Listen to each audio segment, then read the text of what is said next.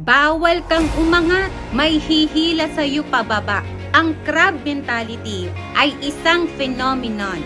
Halimbawa, sa isang balde na walang takip, may 10 crab. Pag umakyat ang isa, hihilain ito ng mga kasama niya.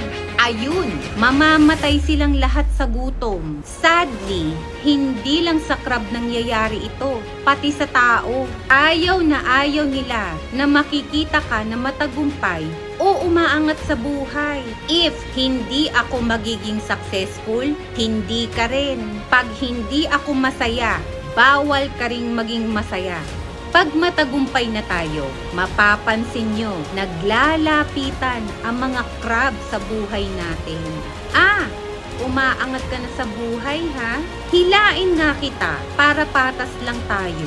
Ang panalo mo reminds them na loser sila. Ang kasiyahan mo, pinapaalala lang sa kanila kung gaano kalungkot ang buhay nila. That's crab mentality.